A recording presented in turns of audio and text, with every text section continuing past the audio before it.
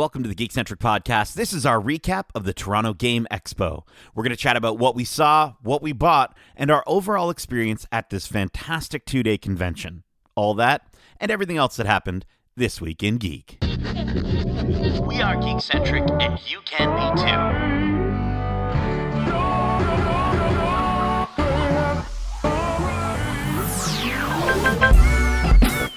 Love ya.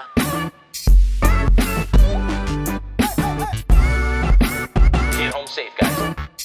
Peace.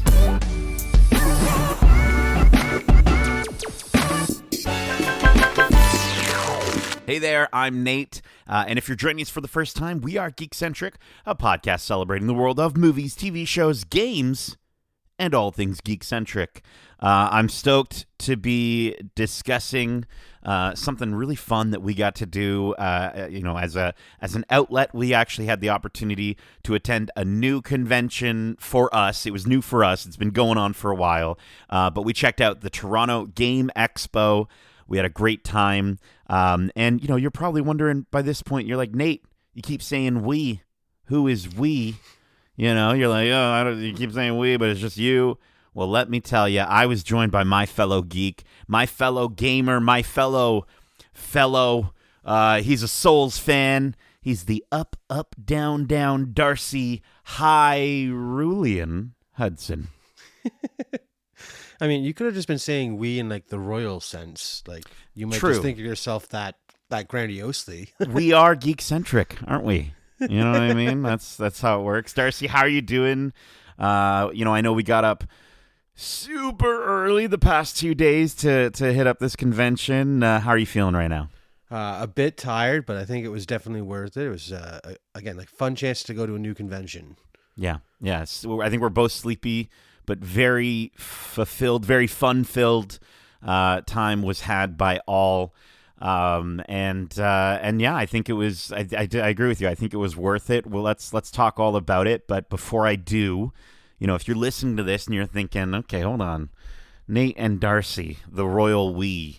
What is the Toronto Game Expo? Well, a huge thanks to the Toronto Game Expo for inviting us to check out the con and experience all the gaming goodness. For those who've never attended or never heard of the Toronto Game Expo, with over 600 exhibitors and thousands of fans, Toronto Game Expo is the largest fan-driven marketplace in Canada. It happens twice a year, and it gets bigger every time. From rare collectibles to indie games and cosplay icons to childhood nostalgia, every corner of the show is designed for discovery.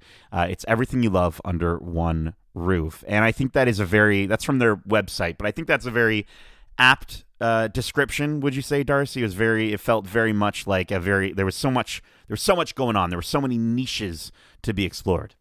Any avenue of game, be it video, board, card, like any sense of the word game was on display in some form at this convention, which is really nice to see. It was really just a convention to celebrate gaming in every sense of the word. So it was a lot of fun as a fan of all forms of games. Yeah, games and game adjacent things.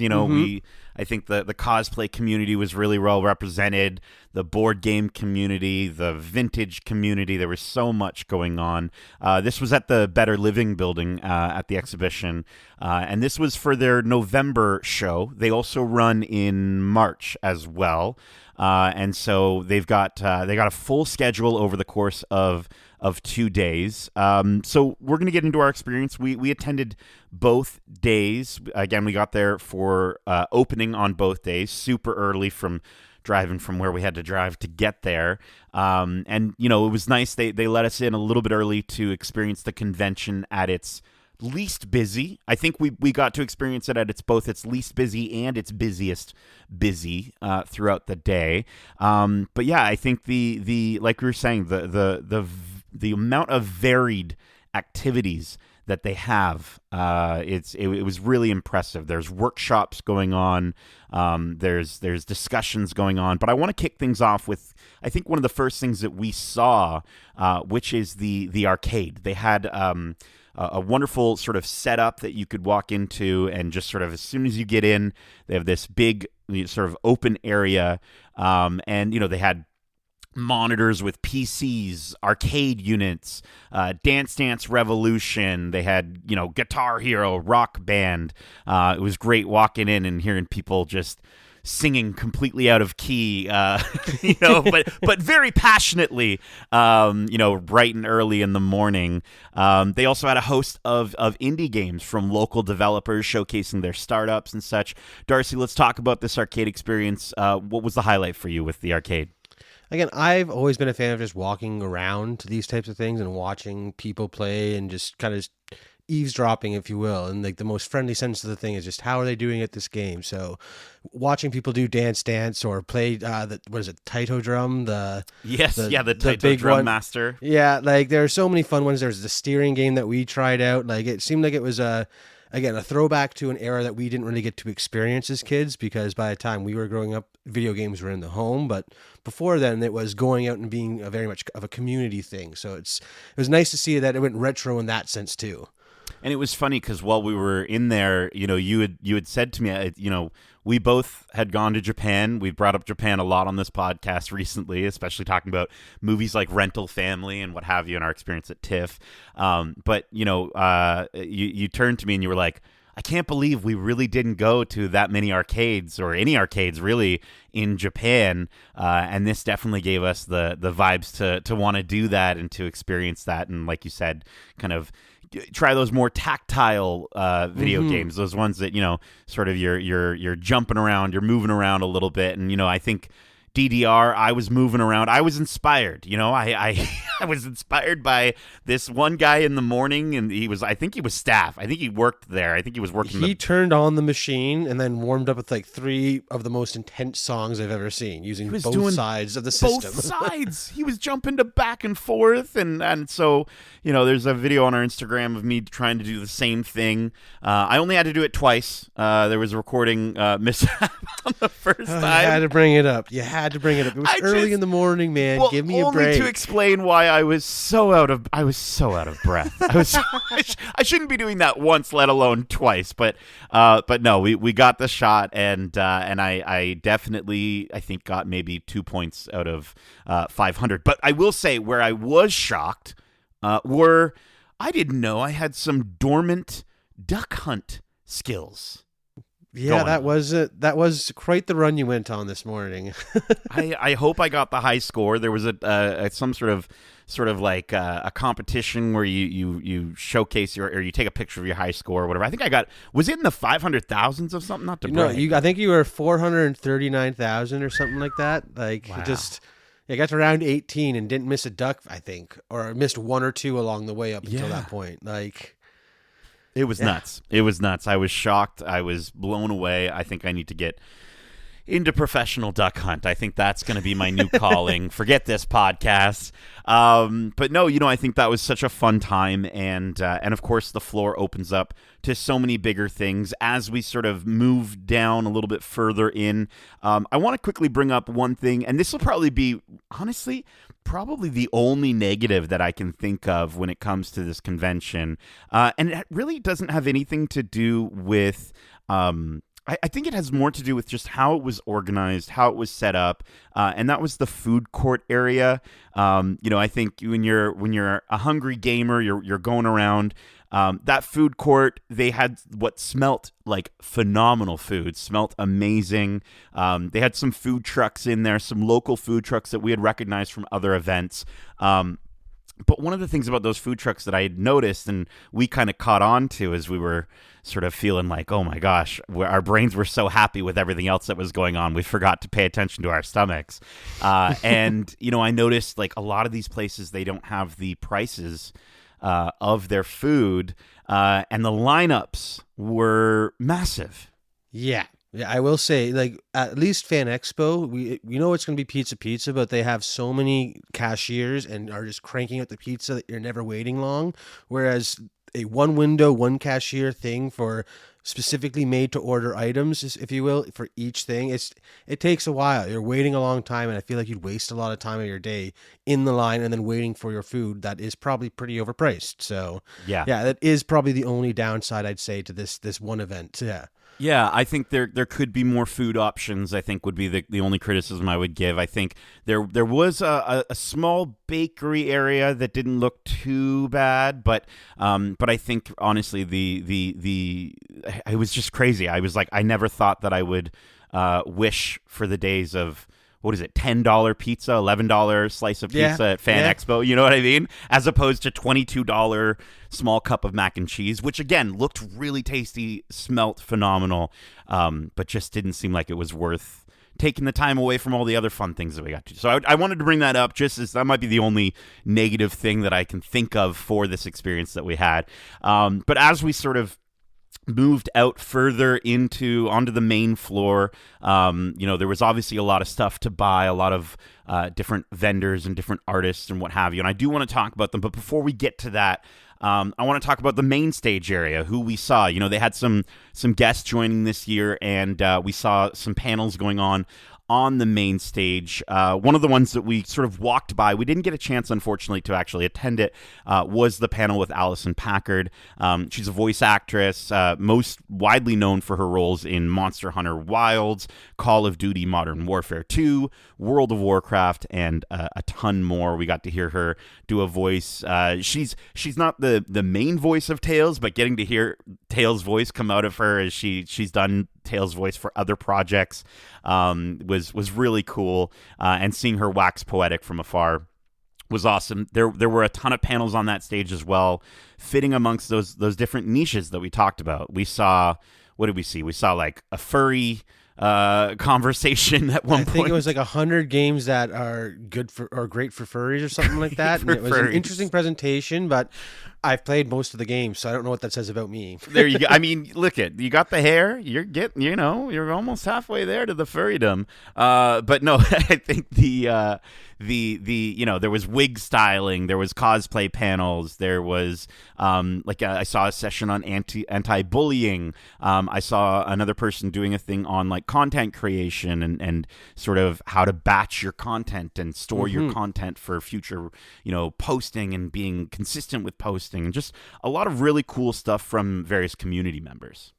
Yeah, I mean, when you were doing your poke hunt, if you will, I strolled away and I managed to catch a bit of a panel about accessibility in gaming, which is really cool. Just about how video games can be approached to open up different playing styles for anyone suffering from some sort of disability, if you will. So it was really cool.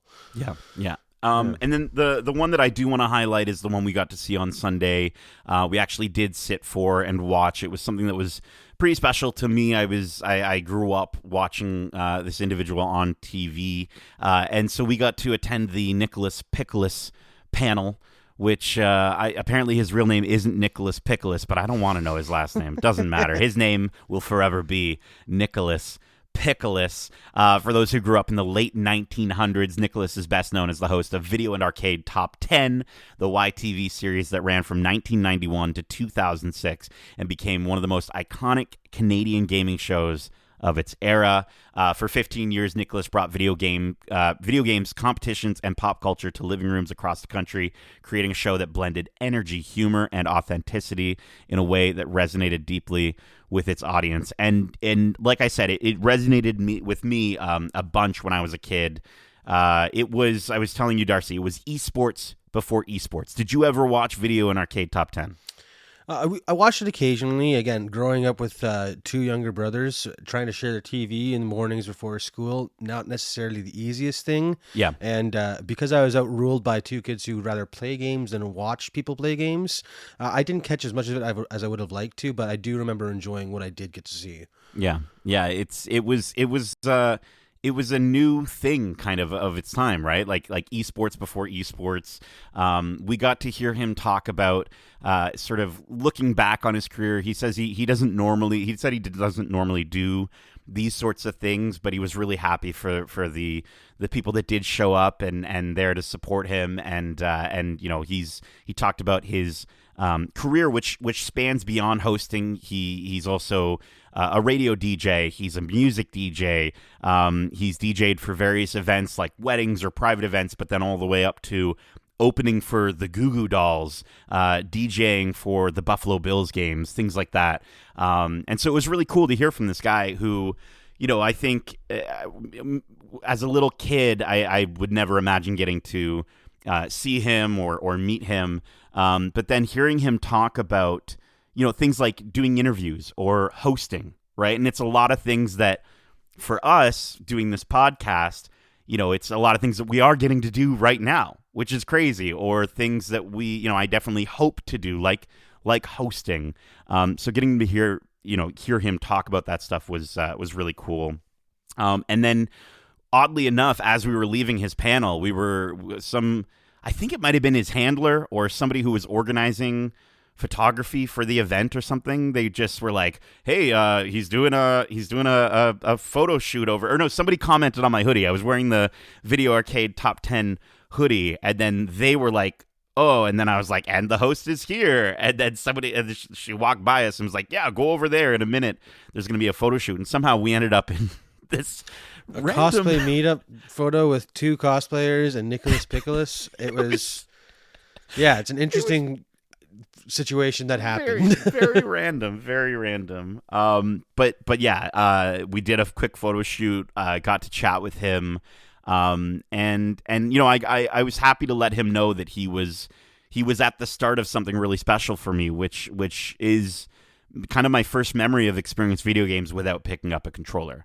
Right, back then we didn't really have the internet to kind of sort of experience. Streaming wasn't a thing, or different things like that. Esports weren't really that I can remember for me at least. I mean, I grew up with an older brother who hogged our consoles, so I remember watching a lot of Nintendo through someone else's playing. So you were forced to watch it. Maybe that's also why I didn't tune in all the time either, because I watched a lot of gaming. Yeah. Meanwhile, I'm over here, only child. I'm like, I played too many video games. I wish I could watch someone play a video game. I wish I could watch someone play video games. Jeez. Okay.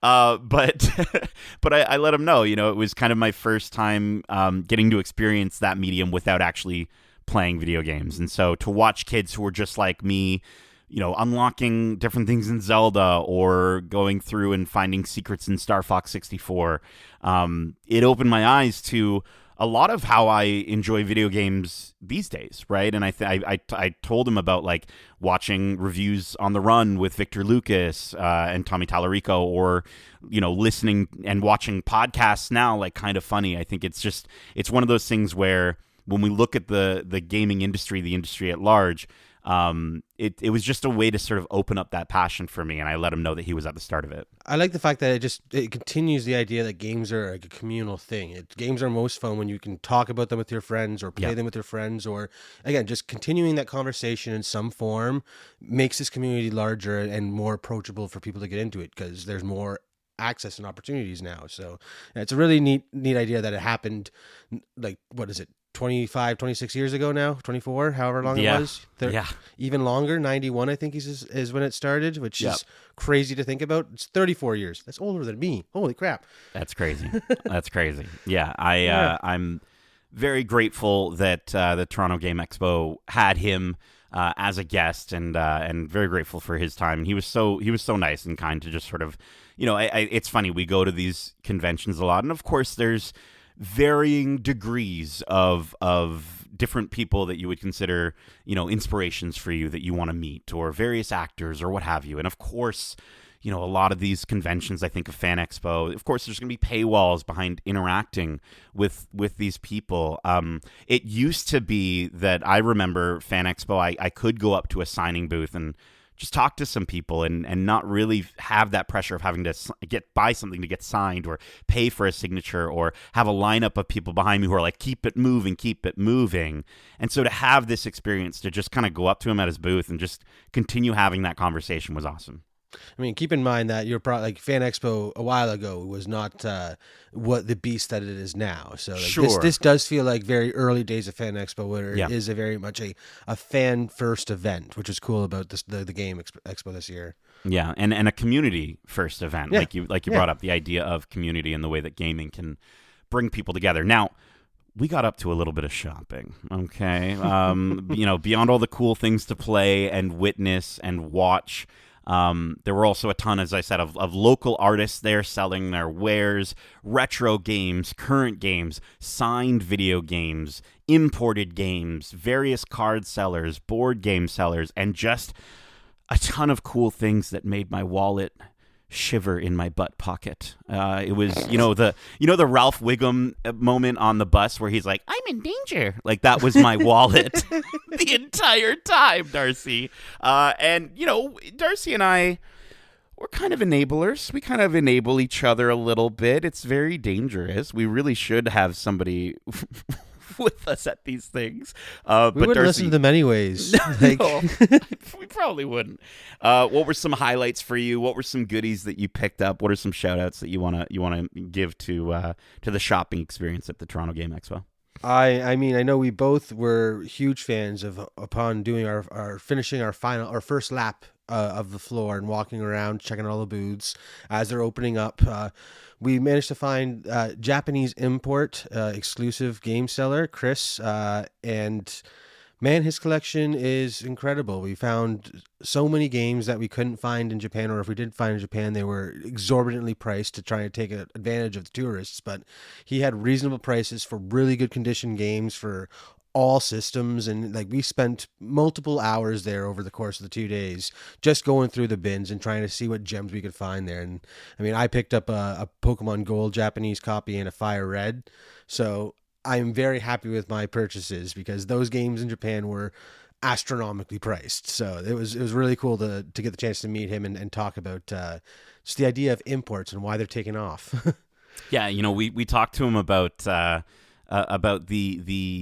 import scene and the Japanese gaming scene and collecting scene, and yeah, like the idea that these things are more affordable through him than it is to go to Japan. But keep in mind, I mean, when we were in Japan, we were in those tourist hotspots. Yes. We didn't get a chance to necessarily travel further within the country like we would have liked to, maybe to get to some of those stores that might have them a little bit more affordable. But at the same time, I think a lot of the times when people look up video game hunting in Japan on YouTube, they're seeing videos like we did of pre-pandemic or even further back, where people are getting games for pretty much the prices that Chris had at his booth. Yeah. So Christopher Tumber is the gentleman that we got to talk to. He doesn't really have an Instagram or a website or anything like that. You're just going to have to catch him at the next video game show. And yeah, dude, getting to pick up Gremlins 2 from him was a treat. Pokemon Yellow was super cool. And so yeah, it was really wonderful. It was a wonderful sort of delightful thing because he was kind of the only. There were a few other booths that had a few imported things, but he was kind of the main one. He was exclusively imports. That's all he dealt with, and had a sizable booth at this place that was a nice end cap, and I'm sure he had a lot of foot traffic over those 2 days because of his location and just the fact that it was such a unique experience amidst of a floor of retro games to find one that was exclusively imports. Yeah. Moving over to something else really neat that we saw that we didn't actually, one thing we didn't buy, but it was in the shopping area, was Movie Cart. This was a gentleman, the website is loadfmode.com. Really neat. This man found a way. I keep saying this man. I wish we got his name, but he put full motion video on an Atari cartridge. And this was like, you could load it yourself. Like you could, just like any video cassette, you could load a wedding or a marriage proposal or a wedding video or I don't know why I keep saying that, but like you could put those your are home things you want to videos. remember, obviously. Yes. Like it's a home video thing, and the fact that it has that grainy, like on the TV, he was playing Night of the Living Dead, I believe, and just the interesting aspect ratio that he squeezed out of the Atari, because the way that the system creates images through its scan lines, and it leads to just a very interesting look, and the idea just takes you that like a really cool way to preserve a memory or just preserve data, just a marriage of the future and retro in one of the coolest ways I've ever seen. So cool. So cool. I would be remiss if I didn't mention Lisa from Funky Punky Designs. We caught her and her brother Mina as they were walking in to the convention before they even got set up on the first day. And so we had to stop by her booth. I won't say what, but she did let us in on a little, sort of gaming teaser, if you will, for something coming up that she was excited for, and we are very excited for. So yes, I will be buying instantly. So. all of them, yeah, 100%. And then Darcy, there was one that I wanted to shout out that you picked up, you noticed first, and that was, I want to say Silela.com. They had the Pokescape cards. Yes, it was beautiful little Pokemon card stickers that look like some of the full illustration art you can get in modern packs, but just some of the most adorable and serene looking depictions of these characters. And there were 60 options. They packed randomly 5 cards into a pack. You know, we're suckers for a good blind chase. And I mean, we bought a couple packs over the weekend, and I was thoroughly impressed with the quality and just the most adorableness. And when we went back saying that you couldn't find your boy, they were the nicest people ever. Yeah, it was really, really lovely. I mean, first off, shout out to Darcy. He did try to buy a bunch more packs of these cards, not just because he loved the art, but also because he was looking for a Slowpoke for me. But you know, he bought a few more, turned up with no more. We went back, and I said, yeah, we're really trying to get that Slowpoke, and they looked at each other, and I immediately clocked that, and I was like, oh, what's going on? And then they look back at me, and she reaches into the binder. She's like, this was the only card that I actually brought 2 of today, so here, you can have it. And I was, my heart went aflutter. Huge shout out to them. Check out Silela.com, Cylaela.com. And I will say, while the Pokescape cards are what we bought most of, I was drawn to their pins. They had some beautiful original character enamel pins, and there was just this heron flying through over a lake with some pond fronds or whatever, and just, I don't know, it spoke to me, so I had to pick that one up too. I'm a sucker for a nice enamel pin, and a heron's my favorite bird. Yeah, I just went to their website. Oh man, we might be spending more money with them. And then I want to shout out Retro Remix Studio. This was something that we clocked. We both sort of saw from afar.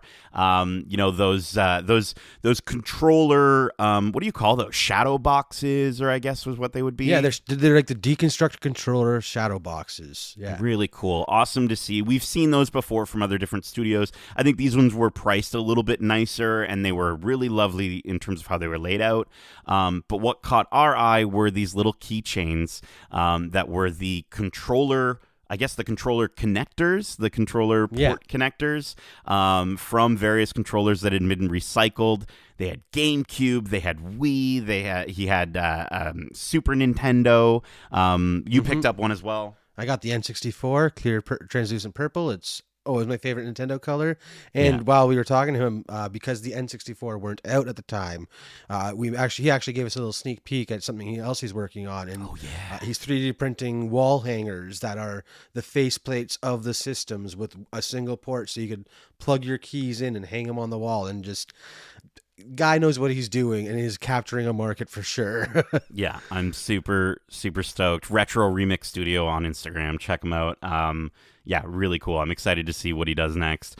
RW Bivens, we had a chance to talk with RW and his wife, Steph, about the phenomenal collection of signed video game memorabilia. We talked about, I told him that it kind of feels like he's doing the gamer collecting thing on hard mode. I just like how it was completely open with the fact that in terms of the one side of it, maybe he lines up to meet all the actors and voice actors and stuff like that, but on the dev side, he has the inside scoop, having worked in the game industry for a while. So it's really cool seeing some of these copies that he explained really capture a moment in time for a certain development team, because a lot of the times these AAA games, once the game is released, they really reduce the crew, and it's kind of the last time that company looked the way it did at the time. So he's got some of these relics, if you will, that are signed by everyone on the team who made some of our favorite games. So it's a really cool way to approach collecting video games. Yep. Yeah. And check out his Instagram, _mancave_ museum.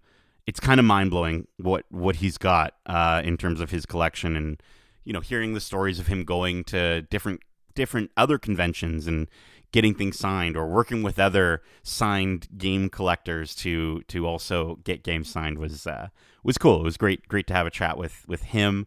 And then the last one that I wanted to bring up, did you have any other ones that you wanted to bring up? Because I know there was one more that I wanted to bring up that you had purchased that was pretty cool, which is TK Fantasy Forge. Yeah, I mean, they were one of the almost eye-catching displays. Walking by, you see a giant, colorful Game Boy cartridge. Anyone would be intrigued, I think, and the fact that when you get up close to your eyes, it's a bunch of Pokemon games that never existed, but you always kind of wanted to now. And there was like a Mewtwo edition Pokemon, or Caramel edition with Eevee on it, and Mew edition. But what really caught my eye was the Gengar edition Pokemon. So a nice dark purple cartridge. It's one of some really beautiful 3D textured, 3D printed art of Gengar in multiple colors. I don't know, it just really, really pops, and their whole aesthetic is incredible. And I know you, being you and your Slowpoke addiction, had to bring it up there, and now I think you've dropped an earworm that might fester and result in a really cool Slowpoke cartridge coming out soon. Yeah, I'm hoping so. The lovely couple that was running the booth there from TK Fantasy Forge, I think they said they're going on their wedding anniversary, or their wedding their honeymoon to New Zealand, which is super cool. So we might have to wait till they get back from New Zealand. But yes, I'm very excited to potentially one day own a Slowpoke cartridge. And I will say that they also did like textured art. They did cards that were 3D printed Pokemon cards with the Pokemon coming out of them. Really, really cool and unique designs. And I think it's interesting, I remember the earlier days of 3D printing and sort of looking at these things and sort of feeling like they felt cheap. They felt like very sort of the lines, you could see the lines in them, but these looked really, really nice. These are high quality. They took the time to really finish it. You can't notice any print lines. They're beautiful. And again, they're not just a sticker on the front. It's actually like an embossed depiction of whatever Pokemon or we actually were talking to some other friends who picked up A Link to the Past on one of the same large cartridges, and just the beautiful 3D embossed texture there was kind of what made me go back to the same booth and buy the Gengar one shortly after. So yeah, it was so cool. yeah, it was awesome. But yeah, I mean, other than that, I picked up a couple VHSs. Jurassic Park. Darcy was lovely enough to gift the original Jurassic Park on VHS. That was really nice. Yeah, I mean, it's $5. It was an easy gift to buy, just because I could hear the puppy dog whimper almost in your voice as you're looking through your wallet, and and a little fly flew out of my wallet. and he said, "Okay, I'll get you that Jurassic Park." But no, between that and then I think one of the first finds that we found, and you actually found it, was the Ewoks VHS, which I'd never seen the Ewoks series, but the cover looks so colorful, and I don't know, I'm getting back into the VHS scene. It feels like it's like kind of the new vinyl record, if you will. I raided Kevin's collection when I was younger and kept my favorite VHS. So I've got a couple they've always been on my shelf, and Jurassic Park was one of those. It's just such a simple cover that pops, but I also love that Ewoks one I picked up for you. I mean, just the name Ewoks on the side and in that font is just like, well, I got to check out this, whatever it is. It's so cool. But I also grabbed a reasonably priced Game Boy Advance just so I could get back into some physical retro gaming. So I scored a decent price on that, and it's in good condition. And I'm going to slowly work my way up to a high-class mod with a brass case. So that's a fun adventure I've started this weekend. I'm excited for that as well. But yeah, I mean, that was kind of our overall shopping experience, what we got to see, what we got to do. It was a lot of fun. I will say, I think the convention hours were 11 to 7 on the first day, and then 11 to 4 on the second day, I think they were. I believe so, yeah.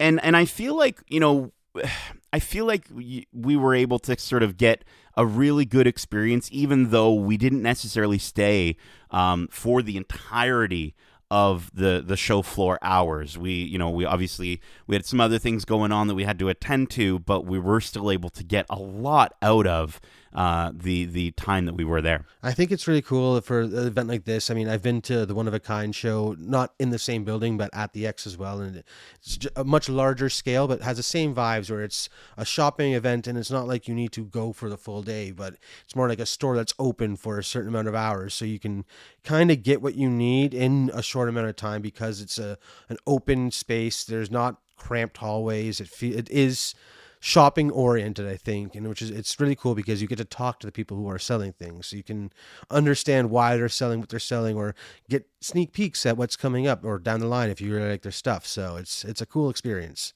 Yeah, I love that you brought that up. The community, again, it all comes back to community, right? And the gaming community and the gaming adjacent community, and just the wonderful community that we have in the GTA all coming together.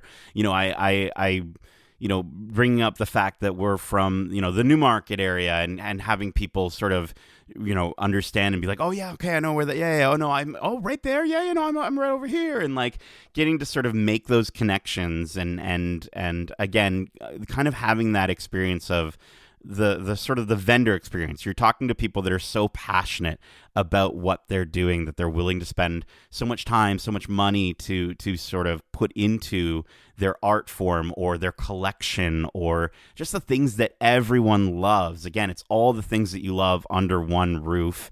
And it was really fun to get to catch up with some of the homies as well, some of the different folks that are, that we get to see from the gaming community media side of things. We got to hang out with Naomi Lasagna, her brother Rice Boy, as well. We got to meet Noli, who is a Twitch streamer, Noli Ness, as well. And it was just really neat to sort of, again, sort of catch up with them and talk about video games and talk about this experience with them, and just be a part of this community. Darcy, what are your final thoughts on the Toronto Gaming Expo?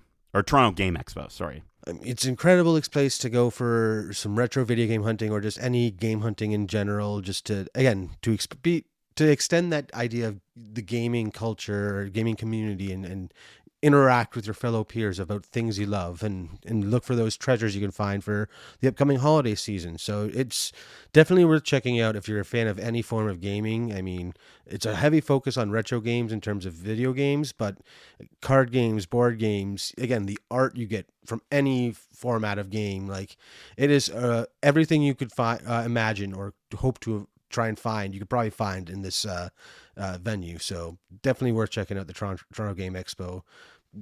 If it happens, like it happens March and November, the two times it happens. I believe that's it. Yeah. Definitely worth popping over if you want a good hit of nostalgia, or just go on a little hunt for a treasure you forgot you wanted.